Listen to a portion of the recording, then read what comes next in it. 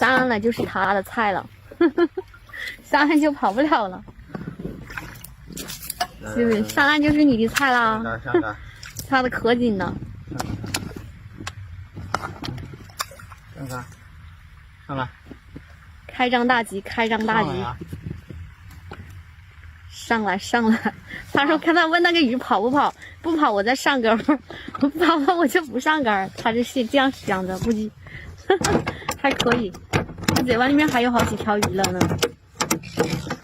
是不是？